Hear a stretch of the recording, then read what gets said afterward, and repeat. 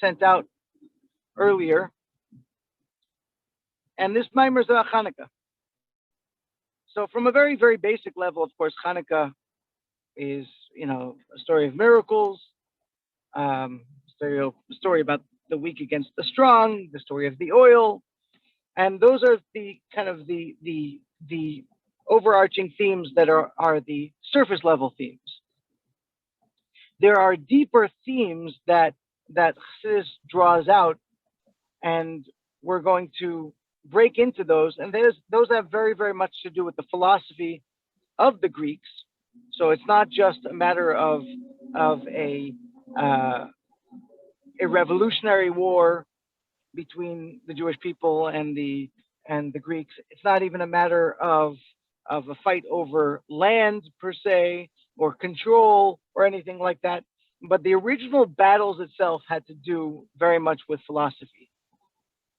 Greek philosophy versus Jewish philosophy, classic Jewish philosophy, and that, of course, has its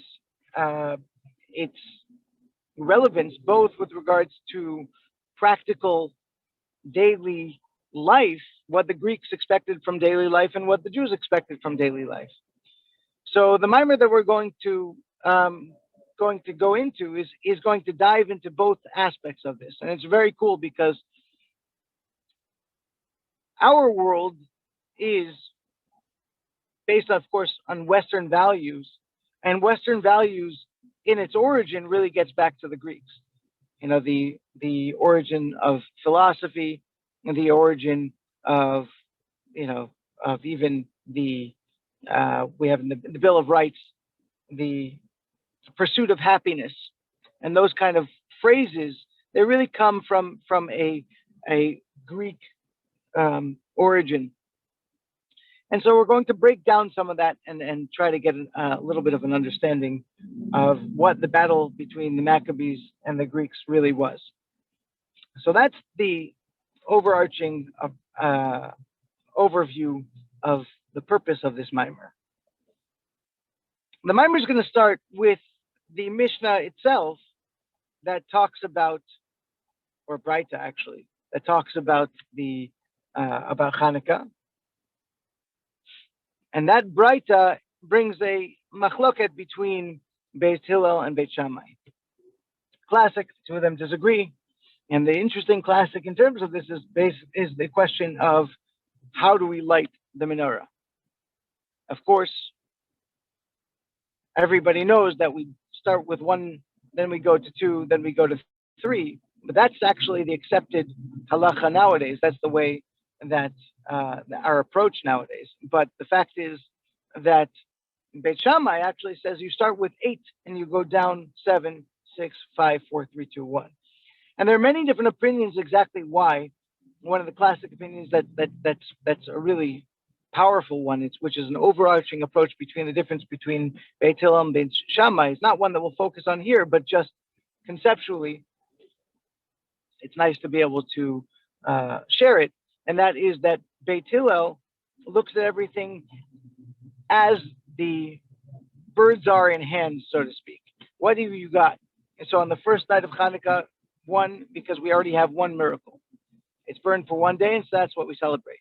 Then after that, we go for 2, because when we get to 2 days, then we'll celebrate 2 days, 3, etc. So they're looking at the practical side of things. On the other hand, Beit Shammai looks at the potential. Start at 8, go to 7. We have 7. We have a potential for 7 more days. And this is actually interesting because Beit Shammai is known as the more intense and the more intelligent, even the brighter of the two groups.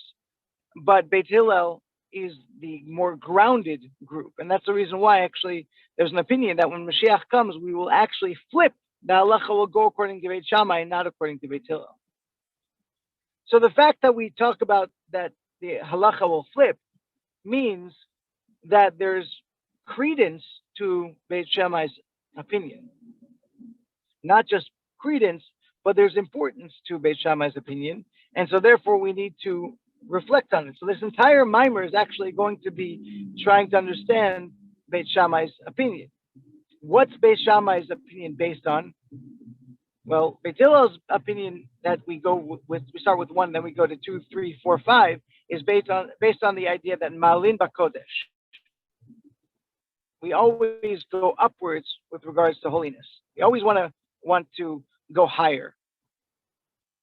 Beit Shammai, on the other hand, compares Hanukkah to, out of all holidays, Sukkot. And on Sukkot, of course, you have the many sacrifices, and one of the sacrifices there was a series of sacrifices, the Parei Achag, the sacrifices of oxen, 12, 11, etc. And so Shammai says, well, in similar reference to Sukkot, we also go downwards. So the first paragraph of this essay is going to analyze that. Why are they looking at it in that kind of way? What is the similarity between Sukkot and Hanukkah? There seems to be absolutely none when you think about it. Then you start really stretching things. Say, okay, they're both 8 days. All right, but just because something's 8 days does not mean that it has a relevance to the point of changing the way we do things, or shaping, not changing, shaping the way we do things. It seems to be just a random factoid. And then the Rebbe points out something else. Besides for the 8 days itself, which is, like we said, seems to be a very, very, very narrow stretch, very difficult stretch to be able to compare the two of them. There's also something else, which is also very, very subtle, and you would think that the comparison is so thin as to be almost non-existent. And that is that we light the menorah at sundown. And on Sukkot, we sit in a sukkah in which there is more shade than sun.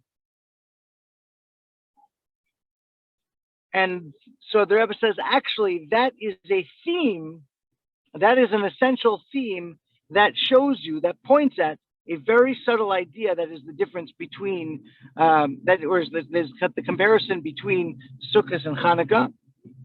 And that is what's going to point out, that's what we're going to see, is actually the relevant area between the two holidays. The fact that there's this idea of sunset or sundown here.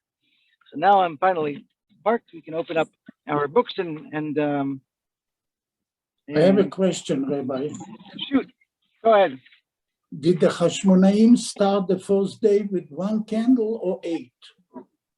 They lit all in the menorah there were actually 7 candles. 7. They lit all of them? Yes, yeah, exactly. They lit all of them. There's an interesting discussion about what they did, whether they lit all them, whether they lit the menorah completely or partially, and there's a whole discussion about that. Okay. But the Rebbe's opinion is that they lit the miracle was complete in the fact that they lit the menorah completely the first night. And then the Rebbe concludes it's a full thing. I'll try to find the source for it online and show you. The Rebbe concludes that the oil actually burned and didn't burn at the same time. Okay, but then they had enough oil for 7 candles. That's correct. That was exactly the miracle. Yeah. So hang on. So it started the first day. Yes. It absolutely did. Okay. Yes. Hang on a second. I thought that I had this printed out right over here, but I don't. So I need to pull it up.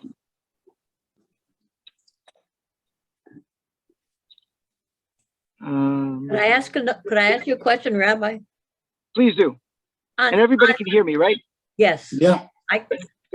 When you said that In other words, I thought that there was enough oil for the candle to stay lit for 8 days as opposed to 1 day. So what you're saying in actuality is that every day that the candle, in other words, the whole menorah was lit, 7 candles were lit, and then they went down to 1 on the 8th day.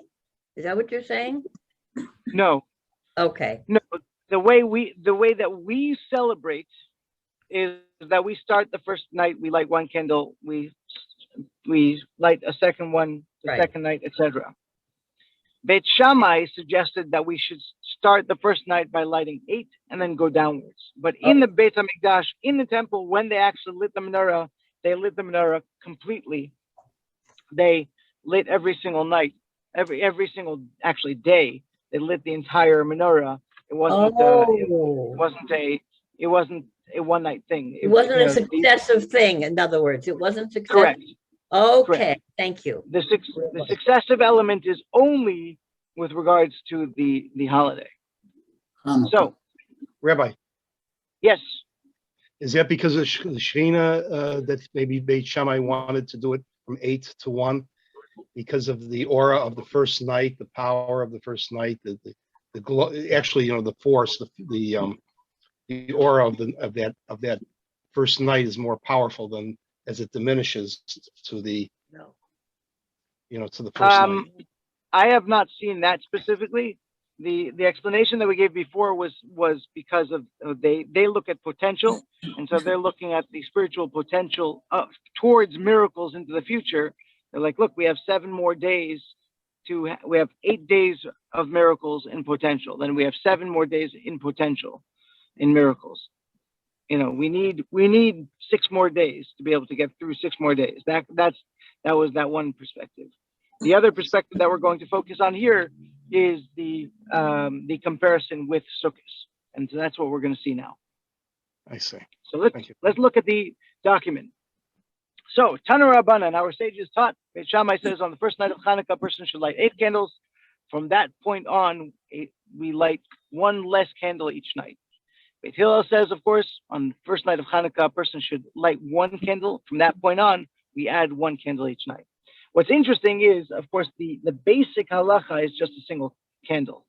And both of these opinions are talking about mitzvah min hamuvchar, the best way of doing it. And the fascinating thing is that nowadays, every single Jew celebrates Hanukkah by doing the mitzvah min hamuvchar, which is just a beautiful, beautiful concept. So, Beit Shammai bases its opinion on the fact that the number of sacrifices each day of Sukkot were in descending order. Beit Hillel's opinion is based on the rule in holiness we only go upward and not downwards. And of course, I apologize for going backwards and forwards with regards to Ashkenazic and Sephardic pronunciation here.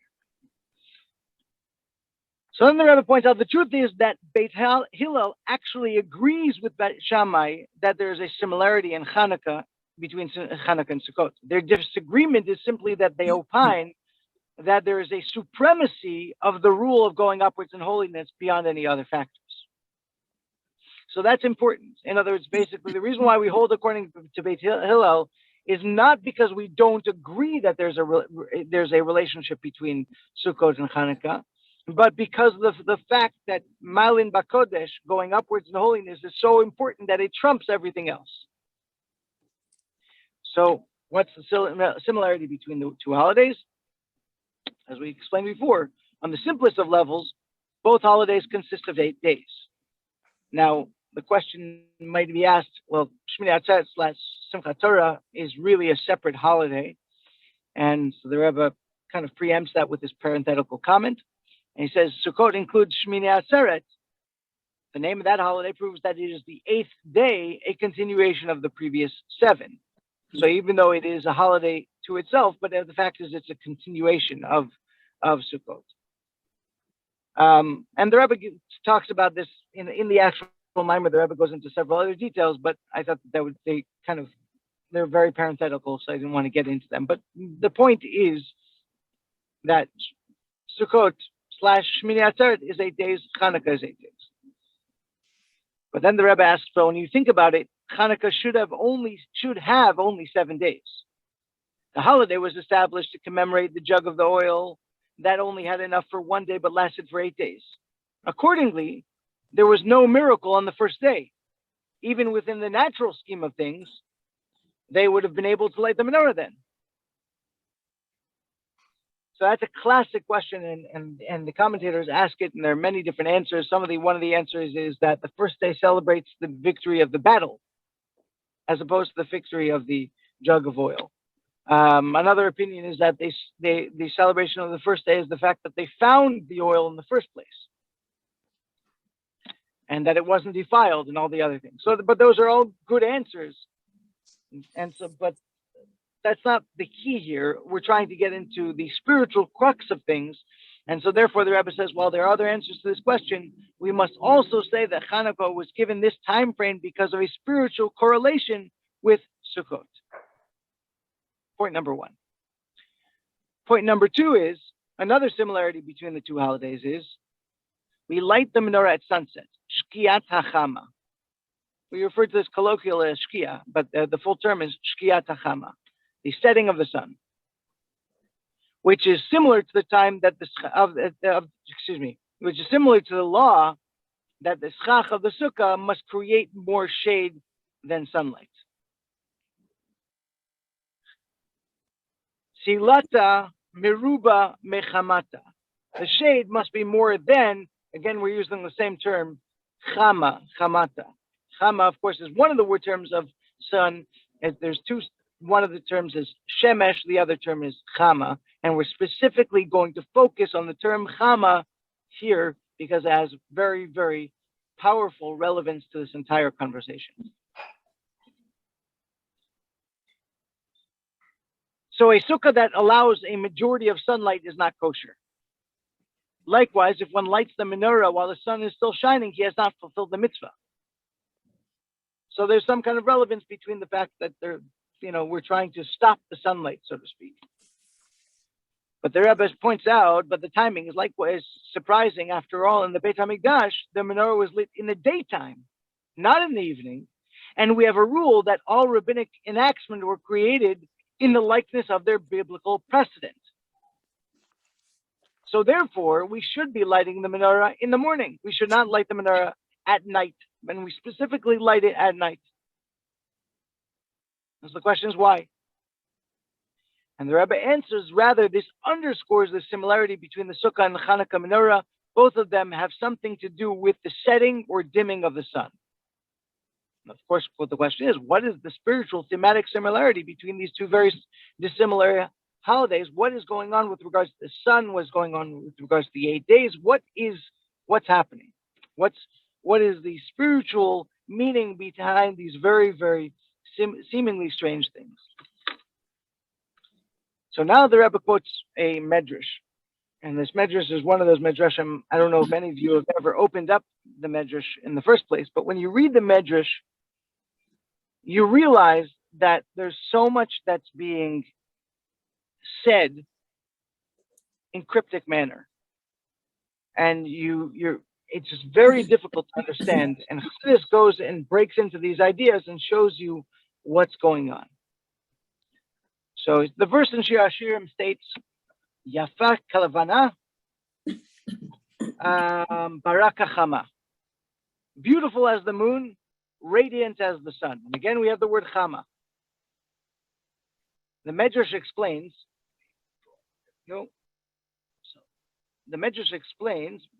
pardon me, beautiful as the moon refers to Esther, who shined for the Jewish people during the Persian Median exile, because Esther is compared to the moon. Why is she compared to the moon? The moon has a cycle of 30 days, and Esther likewise said, I have not been called to the king for 30 days. Okay? And the Medrash talks about this, and obviously that's the holiday of Purim, so we don't focus on it in this mimer, but that's the beginning of the quote. The second part of the quote is, radiant as the sun refers to the Greek Empire. During that time, the Greek high court sat in Athens on Sandrius Street under the sun. Apparently, they had an open air court in the center of Athens, and everybody could come to see what was going on. And it was known as the sun's court because it was outside. And the Medrash asks rhetorically, who can stand the heat of the sun in the middle of the summer? Everyone runs to escape from it. Likewise, all ran away from the Greek Empire. But Matityahu and his children stood up with complete faith in God, and the great Greek armies ran from them and were themselves killed. That's the Medrash. And again, the juxtaposition of these ideas seems to be just almost random. The sun, you're comparing it to the Greeks. Why? We don't really know. What's going on? What's why are you focusing on Matityahu's faith over here? What's the meaning of this Medrash? It doesn't really seem to have a logical sequence. And here the Rebbe explains, he breaks it down. And the idea is, of course, like in most Maimarim, we kind of introduce the idea and then we go into it in deeper, on a deeper sense, further into the Maimar. So based on this Medrash, the sun is a reference to heat and passion towards inappropriate things. The word chama, of course, does not just mean sun, but it comes from the term chamimut, chamli, I'm warm. And when we're talking about the sun, we're talking specifically about the warmth towards the excitement and passion and heat towards things that are inappropriate. In other words, the hedonistic worldview that Antiochus, the Greek emperor, wanted to inflict on the Jewish people with his decrees. And this is why the term being used here is chama, meaning heat, not the usual word for the sun, shemesh. This is also, excuse me, insinuated in the verse, and Cham was the father of Canaan, that the word Cham means heat, is the father of Canaan. Canaan is a reference to all of the negative emotional attributes. And so the idea of the Cham is the father of Canaan, is the Cham is the beginning, that passion and excitement and warmth towards inappropriateness is the beginning of all elements of negativity. Accordingly, we now understand that part of the underlying message of Hanukkah, denoted in the timing of the lighting of the Menorah, is sunset, the dimming of one's heat and excitement towards the profane. So we're going to dive into this whole idea to be able to understand. But what we're going on to here is the fact is that the Greeks were not just like we started saying before, they were not just a nationalistic, or the battle and the fights against them were not just nationalistic. There was a worldview that was at odds. The Greeks, of course, I lived on campus for 13 years. And so this was definitely something that we saw on a regular basis. Greek Row, the fraternities and the sororities, their focus is completely on hedonism, getting drunk, sexuality, all those kinds of things, everything about physical pleasures. And physical pleasure is not something bad if it's used in moderation and if it's used in context. It is bad when it becomes the center of a person's life. The Greeks wanted the Jewish people to drop their God-centered Jewish life and embrace a pleasure-centered life. And so this is represented by the idea that they were sun worshippers. And we're going to explore that idea. What does that mean that they were sun worshippers? These people were intellectual. They were, they certainly were not idiots. And so you look around at the world and you, on a very basic level, you realize that what do you mean the sun is God?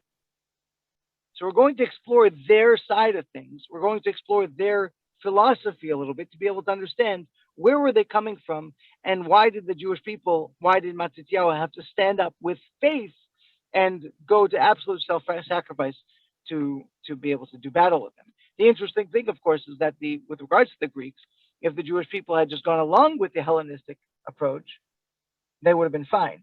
And there were many Jews who did very, very well for themselves. And of course, as well known, unfortunately, historically later, the Hashmonaim themselves, the later kings of the Hashmonaic dynasty later became themselves Hellenistic because it was the easier thing to do. When you're in power, you're trying to, when in Athens, act like the Greeks.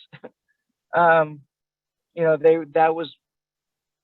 was obviously easier ways. It was more enjoyable without question. That was the approach they eventually descended to, and that of course led to the downfall of the Second Temple. But at this point, of course, they stood up against it. So we want to understand what was the philosophical difference between them, and we're starting to see the underpinnings that there's this approach of nothing but pleasure, nothing but this world, nothing but the here and now, nothing but what I receive, as opposed to something within the Jewish world, which is something much deeper and something much broader and bigger, which is that which we actually still fight today, and is actually very much part of the, if you want to call it, God forbid not to get into politics or anything like that. But what I would say is the culture wars of today have to do with this same kind of fight that we see. There's a very much the Greek influence and the Greek approach, rationalistic and hedonistic, and then there's a higher approach that we are going to explore. So that's where this mimer is going. It's really a fascinating mimer because it's going to explore both, like we said, the philosophies of both sides and go into the differences in terms of philosophy.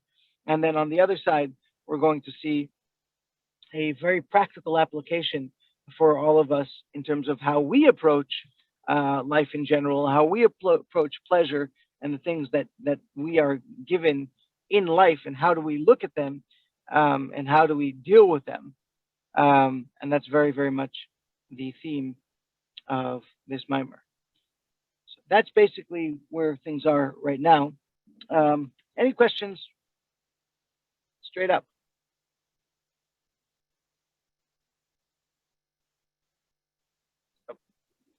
Apologize there. Do they ever discuss lighting the full amount of candles every day as opposed to going up or down?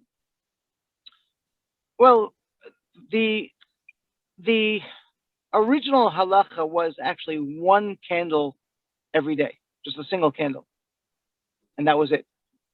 I don't believe, and again, I'd have to look it up, but I don't believe that there was ever a custom to light all 8 every single day. One was just a symbol, one was just a symbol of brightness and adding light to your home in honor of the holiday. And then, like we said, the halacha or the approach eventually became that we're going to consistently add light. That idea became, of course, one of the major themes. What was that? To make it greater and greater. Yes, yeah. So that idea really, really took hold, and and kind of became essential to the holiday. But I'd have to look it up to see whether there was ever an opinion to light all 8 candles at once. I do not recall that was something that was done. Okay, thank you. But of course, absolutely, in the Beit HaMikdash, of course, they did light all 7 candles every single day because that was the mitzvah. The mitzvah was not just on Hanukkah.